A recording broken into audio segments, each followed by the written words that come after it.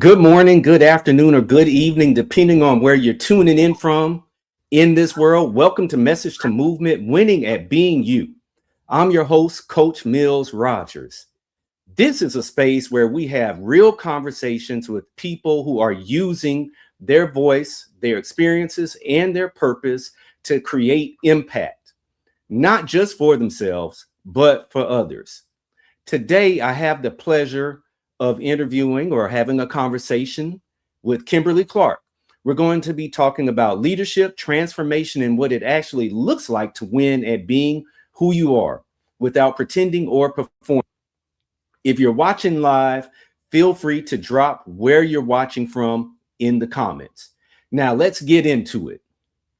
Kimberly Clark is an award-winning Navy veteran, best-selling author, national speaker, and certified peer support specialist whose life story stands as a blueprint of resilience and transformation. After surviving military sexual trauma, addiction, and the internal collapse that followed, she rebuilt her life from the ground up. Her journey has been shared on TBN, on the steps of the Louisiana State Capitol, and in rooms where people are ready for honest, transformational conversations about courage, identity, and resilience. Today, Kim equips teens, educators, and parents with practical tools rooted in emotional intelligence, spiritual wisdom, and real-world experience. With that being said, Kim, I appreciate having you on. This is Women's History Month, and so you have the honor of being the first woman that I talked to this month for our series. So thank you so much for coming on. Absolutely. Thank you for having me. That is an honor. That is an honor. So that's big. Thank you. So my first question for people who may not know your story yet, can you take us back for a moment? Who was Kim Clark before the transformation that people see today? Hoo-wee, man, there's a lot to that Kim. I like to say that I went from Kim to Kimberly. I love to use that analogy, but I went through a lot of childhood trauma, bullying, being touched inappropriately, having a lot of insecurities about myself, a lot of limiting beliefs about who I was. And so there was a trauma. And then I went to the military and actually thrived. I love the military. I love serving my country. I love my job. I was an operations specialist, and I endured a MST, which is a military sexual trauma in the military as well. And so that led me down a path of addiction, 15-year path of addiction, to where I just completely lost who I was, kind of lost my mind. I hadn't really had a sense of identity before that anyway, so I can't really say I lost my identity because I didn't really know what it was anyway. And so who you're looking at today, I literally rebuilt my life from scratch. I've been sober 5 years now, but before that, like, I was literally homeless. I was a homeless veteran, a homeless addict, doing any and everything to get high and stay high. So that was from Kim to Kimberly in a nutshell. I appreciate you sharing that and, just being vulnerable. And so when did you realize you had to change? When did you realize that you had to go from Kim to Kimberly? What clicked? I get asked that question a lot, but I don't think it was just this one moment that happened. I know, you kind of hear stories about addicts and people who come out of addiction, that they had this big epiphany, this spiritual awakening, and just one thing happened and it changed their mind. That's not my story. A lot of things happened that should have changed my mind over those 15 years, but, it didn't. In 2020 alone, I relapsed after being clean for about maybe a year or so. And within like 8 months, I lost my apartment. I lost my truck. I flipped my truck 7 times. Literally, while I was in it, I walked out of it without a scratch. That is nothing but the grace of God, right? I got hit in the back of the head twice in an attempt to take my life. I was given bad drugs twice in an attempt to take my life. And I ended up on life support after that. Woke up after being on life support for a few days at the VA. Didn't know what happened. But that didn't stop me from using, though. That didn't stop me from literally destroying my life. But I can say at the end of 2020, when I went home to Castor, Louisiana, where I was born and raised, to spend some time with my mom and my kids for Christmas. And my mother, before I was leaving back out to go back to Shreveport, to go back to continue getting high in this little motel I was staying at, she told me that, Kim, you can come back if you need to. And I heard my mother so many different times. So she had every right not to allow me in her house, not to allow me, to come back, to all the things, right? She had every right. She said, Kimberly, you can come back if you need to. And so then I had a plan. Like, I didn't have to be in that motel. I didn't have to be out in the street. I'd had a plan then. So now I can come home. What has to happen then, right? And so I left. I went back to that motel. Something didn't feel right after that. I didn't feel right after that. I didn't feel right getting high. It didn't feel good like it did before. And so I believe a series of things happened to where, the way I love to explain it is God literally took my heart and flipped it during that time period. And he changed my heart. Only he could have done that. I tried so many times to get clean. Nothing worked. Rehab after rehab, psych ward after psych ward, jail, in and out of jail, 15 years. I tried everything, all different types of therapies. It was nothing but God, nobody but God, to change my heart in an instant. And so I went home, waited on the VA to get me into rehabilitation, and did EMDR therapy, and it kind of went from there. But it was a series of things. It wasn't just this, one thing. Wow. Again, I appreciate you sharing all that. And, that's, man, it's a deep story. I've done some substance abuse counseling. I was actually in the military myself. I was a mental health specialist. And so, yeah, I had the opportunity to do substance abuse counseling for the soldiers that I served and everything. And so, yeah, I definitely heard stories along the lines of what you mentioned. And so, again, I mean, kudos to you. And so this process of, I guess, recovery and just the amount of resilience that you've shown, what are some things that sometimes people misconceive about your journey? I think, and I had a limiting belief about this too, that people see an addict or it's an alcoholic and they're like, oh, every addict story is the same. Every alcoholic story is the same. They got high, they did anything to get high, and that was it. Pretty much.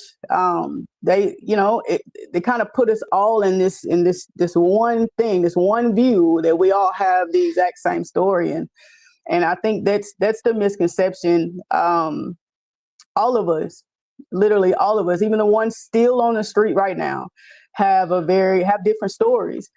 We started differently. Where we are right now, their mindset it's different.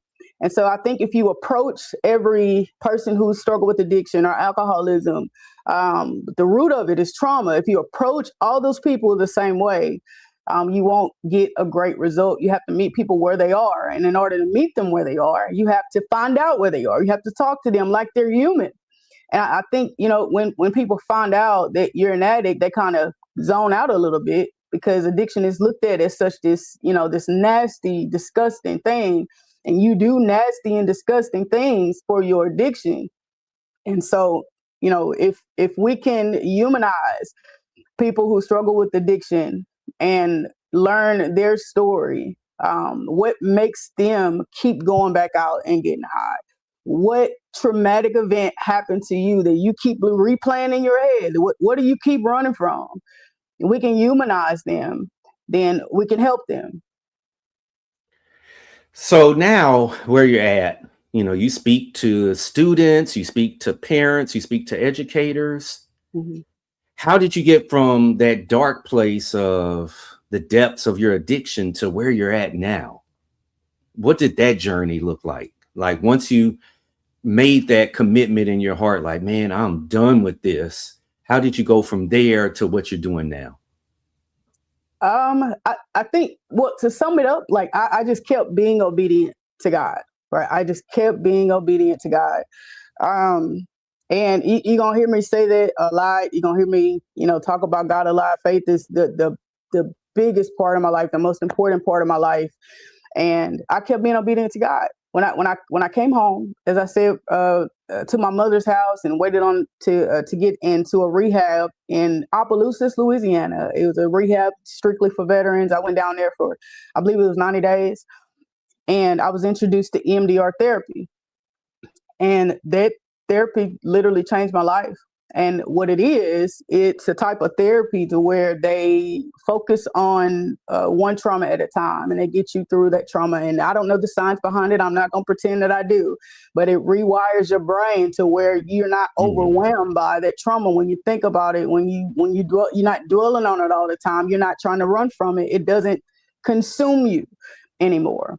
And so all the different trauma that I went through in my life, I did it in EMDR therapy. Came home and started writing my book, started writing my story. I knew I wanted to write my story since I was a teenager. I even knew the title of my book when I was a teenager, but I did not know the extent of what I would have went through in my life. Never, ever would have thought I would be somebody who struggled with addiction. Never. I was so sheltered growing up. I didn't even know what cocaine or crack cocaine or any of those things was, literally. And so I started writing my book, Stuck Between Pleasure and Pleasing God. It took me a year to write it. And I talked about it on social media, to a lot of people. And they were like, oh, when your book coming out, blase, blase. And I finally published it, right? And then I started getting invited to come speak at churches and come tell my story and all these different things. And so that's how I started at first. I just wanted people to know my story. I got tired of other people telling my story for me.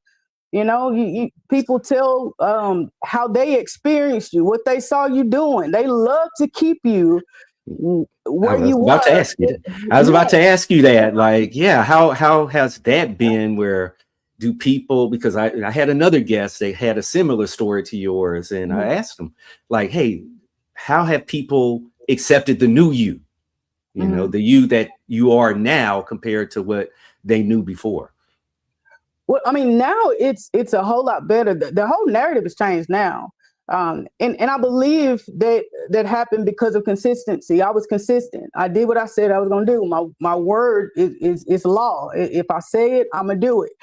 And I was consistent about who I said I was, right? I was consistent in what my goals were.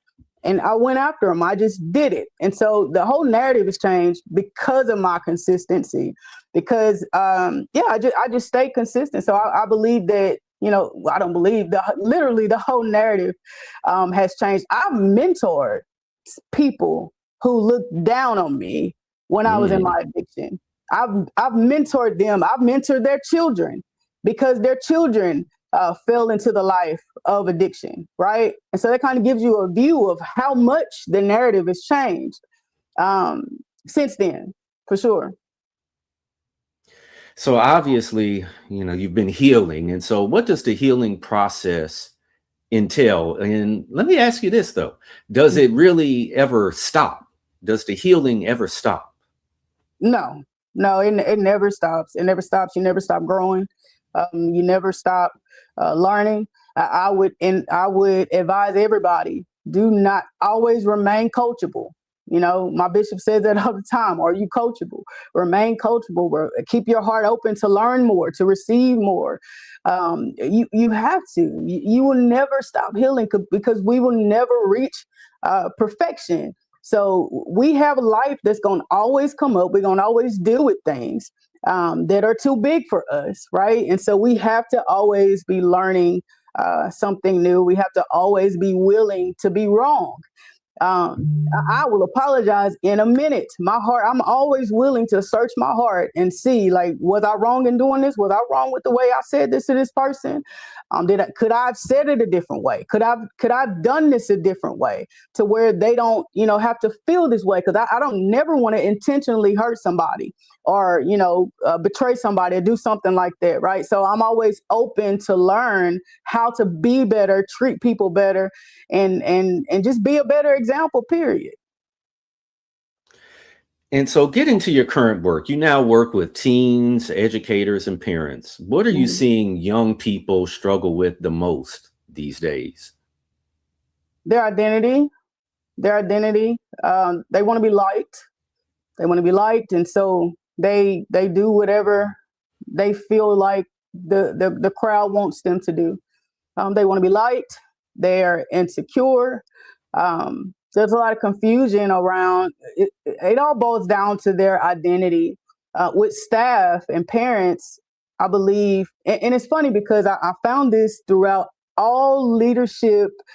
All leadership environments are pretty much the same, right? And I've kind of found this. I figured it out, like kind of in ministry as well. Like you always have somebody who wants to control everything. You always have somebody who has the best ideas, and if you don't use their ideas, then something's wrong. And you always have somebody who's talking about other people, right? And so there's always this leadership environment, this leadership atmosphere, no matter what workplace environment you're in. And so I find that a lot of teens struggle with their identity, but a lot of adults, they struggling with the same doggone thing, their Oh, yeah. identity, their identity. Yep. And so in talking to adults, what do you find compared to kids? What do you find, I guess, the difference is or the challenge? Because of course I do the same thing that you do. And Mhm. so I kind of have my own thoughts on it, but I'm just curious, what do you find is the difference or the challenging thing with between the two groups? I think more adults, like, we think we're right. I mean, our feelings are valid, yes, but we think we're right. And until somebody from the outside can come in and be like, hey, you may be right, but there's also another perspective that is also right. And so are you open to seeing it a different way? Are you open to receiving somebody speaking to you a different way? It may not be the way you used to, but are you open to receiving correction or receiving an opinion in a way that you may have not received it before?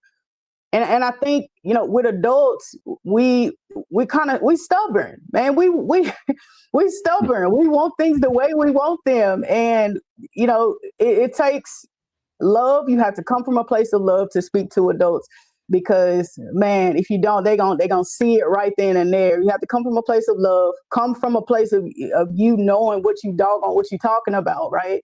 And just be open to hear what they have to say. With teens, you speak directly to their problem because they ain't never heard it out loud before, right? They never heard the language Mm. before. You speak directly to their problem. You give them the language for what they're feeling, but they don't know how to say it.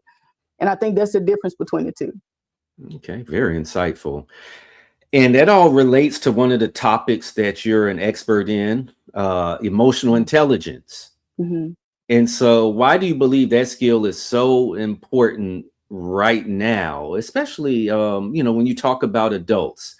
Yeah. Where do you feel maybe they are falling short as far as emotional intelligence and Mhm. how it relates to the children that because you are talking to educators most of the time, Mhm. so that their challenges of emotional intelligence, how's that impacting the children that they're teaching or leading? I believe that we can only help as far as we've been helped or as far as we know to go. And I believe that a lot of adults, we stop at self awareness.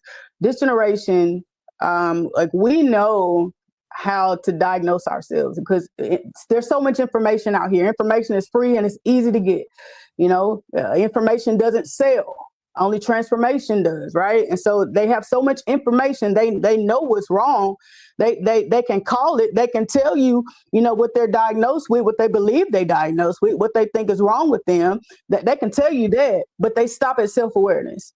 That's it. They're aware of it, but they stop there. And they don't want to move forward into really regulating what they found. And so the adults are stopping at self-awareness. The kids are seeing this happening. And so they are only going as far as they're seeing the people in their life, the people in their circle go. That's all they know. And so they think it's okay. As long as I know what's going on with me, as long as I know what's wrong with me, and I tell you, that should be fine. You should, not cross my boundaries. You should walk on eggshells around me if I need you to.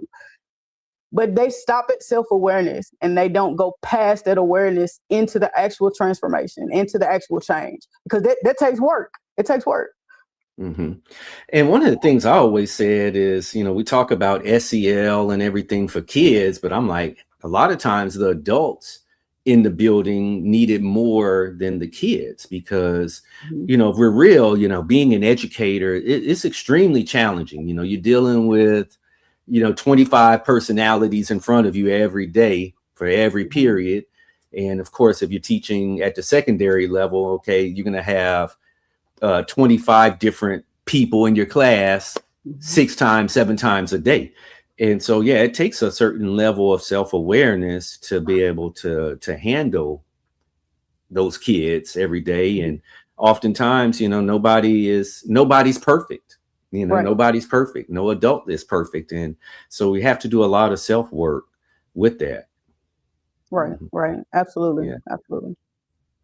And so, it is Women's History Month. And so since it is Women's History Month, what women in your life have helped shape you? My mother, for sure. My mother, her resilience, her strength, her love for God. If it wasn't, for her putting that foundation of the Word of God in my life, I always say it like this: I wouldn't have known what to go back to. I wouldn't have known who to run to if it wasn't for her. So my mother, my sister as well, she was like a mother to me. She was like a second mother, right? You know how older sisters are, and I'm the baby. So you already know how that should go with your siblings, and they think they run everything. And that's how my sister was. But she was effective, and she's still is so loving and kind toward me. And her resilience is, man, it's magnificent. But also now my spiritual mother, she has, man, her elegance, she exudes elegance. And so I've been such a tomboy all my life. And so I'm trying to get into the, my soft girl era here a little bit, you know what I mean? And she's a perfect example of it. And so yeah, my sister, my mother, and my spiritual mother, all three have been just, wow, just magnificent people in my life. What do you think young women today need to hear about being strong and their identity and being resilient and being comfortable in their skin? They don't have to have it all figured out right now. I think, we always like to jump levels. We like to skip the process. And the process is the best part. The process is better than the destination, because that's when you become. You're becoming who you want to be. You're becoming the person who can handle what you're waiting on at the destination. And so you don't have to have everything at once. You don't have to know everything right now either. So give yourself some grace to learn. Give yourself some grace to make some mistakes, to fail, but learn from that. I've never met anybody successful that didn't have 500 failures before they finally found success. And so don't skip the process. Don't skip the hard part. That's where you become who you are. And you don't want to perform all your life. You don't want to do that. You don't want to be fake and pretending like you're something that you're not. I want you to be exactly who you are, because somebody in the world needs you, exactly who you are, but the processed version of you. And you can't skip the process. You got too many people counting on you. So you've had the opportunity to just be on stages across the country and you've done some pretty big things. And so has there ever been a time where you're just like, wow, I can't believe this. Man, look at God. All the time. All the time. I was a homeless addict. I'm saying 5 years ago, but it seems like yesterday. Like, how you do that? I was literally a homeless addict, and now, I've told my story on the Louisiana and on the steps of the Louisiana State Capitol. TBN flew me out to Nashville to literally film my life story. Right? I speak on stages across the country. People know who I am across the country. People know my story across the country. My voice, something I never used before because I was so shy. My voice is helping people, is helping save lives, literal lives. I've had students come to me and tell me because of what they heard me say, they didn't commit suicide. They didn't take their own life. Because they heard, I've never heard my story before. I've never heard nobody say it like that before. And because of you, I didn't take my life. And so those are all the wow moments. Like it's always God for me. I don't ever want to get to a point where I'm think I'm doing nothing because I'm not doing none of this. I'm not. As I said at the beginning, I'm just being obedient every step of the way. So how are you finding these opportunities or how are people finding you? Because I'm sure there's going to be listeners and they're like, well, dang, she's doing that. How is that happening? And then also on a personal level, how do you have that confidence to do that? To go out there and tell your story and, just unapologetically, and people are like, hey, you know what? We think that these kids at this school are going to appreciate this, or these educators, or it's going to help them better relate to the students. How are you having that, again, that confidence to do that? Because I've run across a lot of people that are super talented, but then they put up a roadblock for themselves and they don't even step out. So yeah, tell us more about that. Yeah. So I believe my confidence comes from my passion for other people. I carry a burden for other people, and to see them transform, to see them heal, to see them like really enjoying life, really loving on themselves for real. And that's where the confidence comes from, because I'm passionate about what I speak about. I research what I speak about because I did the work to be healed. I did the work. I did the work. And I didn't try to, talk to anybody else. I ain't try to get nobody else advice. I ain't try to do none of that until I was healed. And so I waited until it was my time. And that's where the confidence comes from. Like my passion and waiting until it was my time, waiting and getting through the process. And to answer your other question, the speaking, it comes from, a lot of them come from where I've spoken before.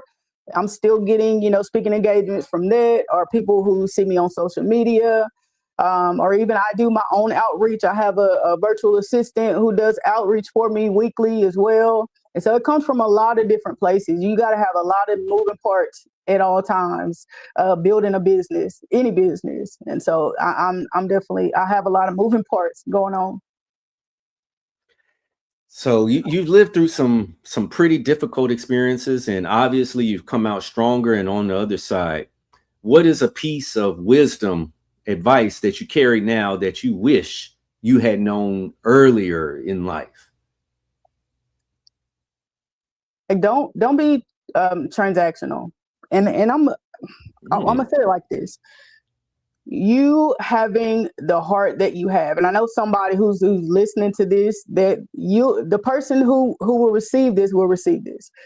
You having the heart that you have, you loving deeply and as big as you do, you may see it as a curse right now. You may hate that you have such a big heart, that you love people so much because people hurt you so much, because they take advantage of you. They use you. They lie to you. They manipulate you. And you hate that part about yourself because you love people anyway. And you feel like it's because of your big heart. But that's the best part about you. That is the best part about you. You're just giving it to the wrong people. You're giving it to the wrong people, and you're not setting appropriate boundaries. But if you do the work, and what I mean by do the work, if you process all of your feelings, all of the thoughts, even the negative thoughts that come up, process all that mess, all that junk, you will get to that point. You will get to that point. But that your heart is the best part about you. Don't change it. Don't become cold. Don't harden your heart. That's the best part about you. And it's going to take you much, much farther when you learn to set boundaries. And so, boundaries is a big thing nowadays. You look at TikTok, Instagram, whatever, they all talking about setting boundaries. And so with that, what do you think is the most challenging thing that people have with setting boundaries? And what do boundaries look like in your life also? Mm-hmm. I think, it's not, the issue isn't setting boundaries. The issue is keeping them and standing on them, because people will make you feel guilty for setting boundaries. They want you to let them walk all over you. And if you don't, something wrong with you. And that's their literal mindset. And so for me, boundaries look like, me not answering the phone if I don't want to talk to you. I don't have to text back. I know that I still have to show kindness to you. Like, I'm not going to have an attitude with you. I'm not going to roll my eyes when I see you. I'm not going to not hug you. I'm not going to not embrace you. I'm not going to do anything like that. But this will be on my terms, right? I don't have to give you my emotions. I don't have to show you affection. I can answer your questions, and only that. I don't have to do it emotionally, right? And so for me, the boundary is not adding my emotions into it, if that makes sense. Like not letting my emotions get consumed in our interaction. I can just interact with you on a very strict, straightforward level. I'm gonna answer what you ask me, and that's it. We ain't going no deeper than that. And so that's what boundaries look like for me. What does winning in life, since this is the Winning at Being You podcast, what does winning in life look like for you today? Winning at life for me, I'm at peace. I'm at peace, and wow, that matters more than anything else could matter, because I haven't had peace. I didn't have peace for a long, long time. I couldn't even sit with myself. I couldn't sit, in a room without some kind of noise, something, I could not do it. Could not sit alone with myself. I didn't enjoy my own company. And so me being at peace, that's me winning. Me spreading the good news is me winning. Me being obedient to what God has told me to do. That's me winning. Me helping transform other people's lives. That's me winning. And just me being my authentic self. And I'm okay with it. That's me winning. Because we live in a world where everybody's performing, everybody's pretending, and authenticity is rare right now. And I'd say if you're authentic, you're winning. Yeah, I agree with that. There's a lot of performative stuff going on nowadays, and I don't know, it amazes me. I don't even understand it. I mean, I'll look at a lot of things online, and I'm just like, man, how are they finding the time and putting all this thought to a lot of the stuff that they're doing, on social media? It just blows my mind. But to each his own. That's how I kind of look at it.